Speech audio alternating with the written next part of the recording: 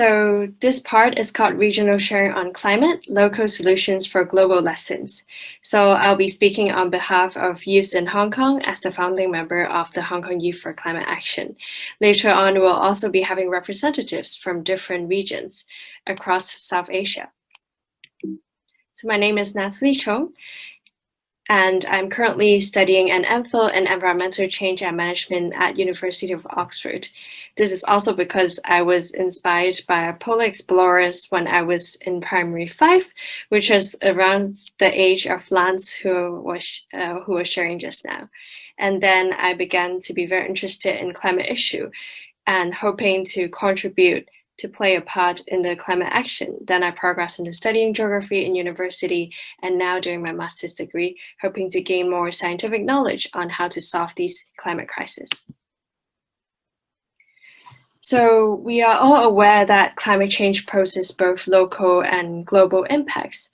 So on the global scale, climate change entails a lot of issues related to equity, and especially for sea level rise and differential temperature changes leading to heat waves, as well as droughts in different regions.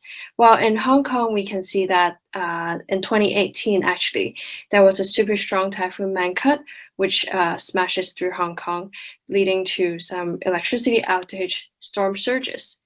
So we're starting to see more localized impact of climate change and extreme weather events, which is happening and affecting our daily lives.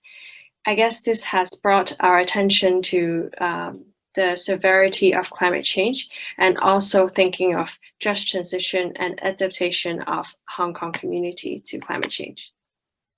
And some of the challenges that youths are facing, or in general, people are facing in Hong Kong, is that we historically have a lower awareness on local environment, culture, and history. And development is always prioritized over conservation. As mentioned just now, some of the reclamation projects that the government has proposed, or the proposed turning of some of the green belts into housing development projects.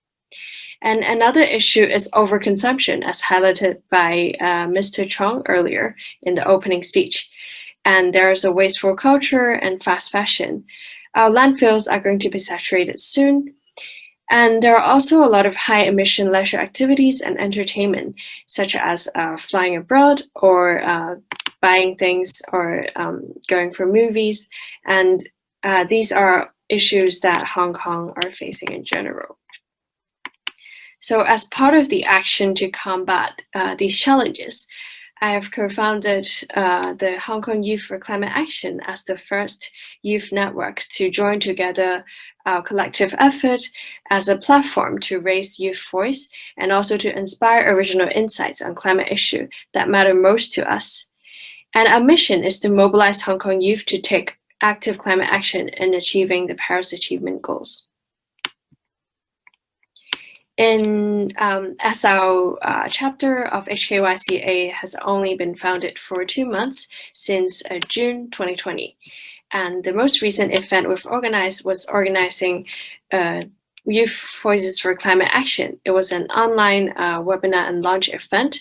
We gathered a community of passionate youth speaking on our own initiatives and things that we care about. Some people talked about local agriculture, permaculture, as well as issues related to gender and other aspects, and sustainable finance, and etc. So I guess looking into the future, post-COVID, we are thinking of how to advocate for behavioral change of people in Hong Kong, especially for me, I founded another environmental social enterprise which advocates for local tourism as means to as an outlet for environmental education and to encourage more people to enjoy staycation. And I guess the pandemic has opened opportunities for local tourism and ecotourism, and a new opportunity for us to understand the valuable natural assets around us and the ecology and the valuable ecology which we might not have observed before. So I guess for green recovery, it's important for youth to bridge the gap and to bring more people on board to climate solutions.